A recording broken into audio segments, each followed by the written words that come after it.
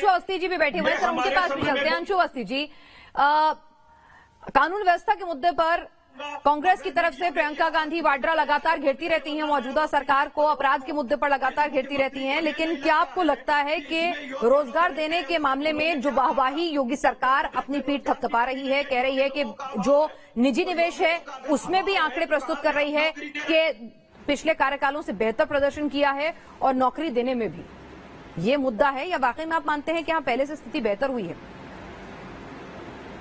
देखिए, सच्चाई ये है कि पिछली जो सरकार थी समाजवादी पार्टी की, उससे युवाओं ने, नौजवानों ने परेशान होकर, पीड़ित होकर ही भारतीय जनता पार्टी को वोट दिया था और इतने बड़े जनादेश के साथ सरकार बनवाई थी। लेकिन परिणाम क्या हुआ? उत्तर प्रदेश में इसी चंदौली की धरती पर देश के प्रधानमंत्री ने अपनी जिम्मेदारी लेते हुए भारतीय जनता पार्टी के नाम पर वोट मांगा था शिक्षा मित्रों से और कहा था कि 1 साल के अंदर आपको हम स्थायी समायोजन देंगे। आज तक हजारों शिक्षा मित्र परिवार अनाथ हो गए, हजारों शिक्षा मित्र परिवारों ने अपने आप लोगों को खोने का काम किया है, लेकिन आज तक 4.5 साल हो गए, वादा पूरा नहीं हुआ। अनुदेशकों को भारतीय जनता पार्टी की ट्विटर हैंडल से डाल दिया गया कि हमने आपका मानदेय बढ़ाकर 17,000 कर दिया, लेकिन परिणाम क्या है? सुप्रीम कोर्ट के आदेश के बावजूद 1,37,000 शिक्षकों की भर्ती अभी पूरी नहीं हो पाई। तो सवाल यह है कि उत्तर प्रदेश में यदि ये आंकड़ों और रोजगार की बात करते हैं तो हम तो इनके आंकड़ों की बात करते हैं।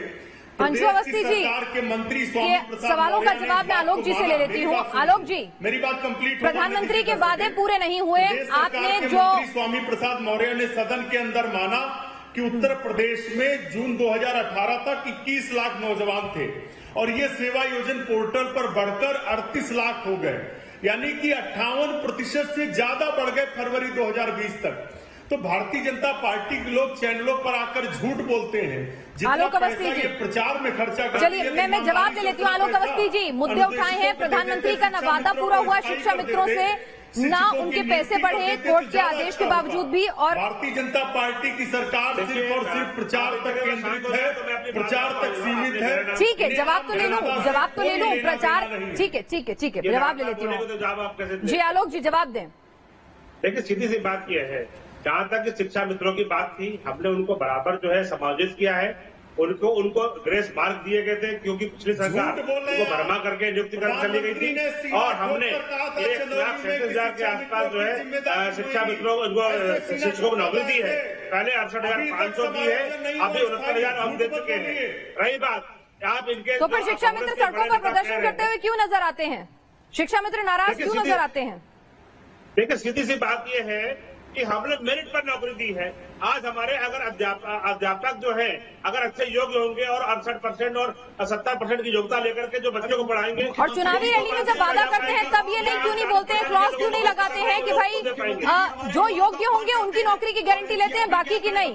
तब तो शिक्षा मित्र कह दिया जाता है। खाली प्रोपेगेंडा है, इन लोगों को नौकरी नहीं मिल पाई है, हमें अफसोस से नहीं मिल पाई है, तो सरकार के जितना संसाधन होते हैं हम बराबर नौकरियां दे रहे हैं, लेकिन सारे लोगों को नौकरी देना संभव नहीं है। बात तो जिनको नहीं मिली है वो तो प्रदर्शन करेंगे और कांग्रेस और समाजवादी पार्टी को बताती है।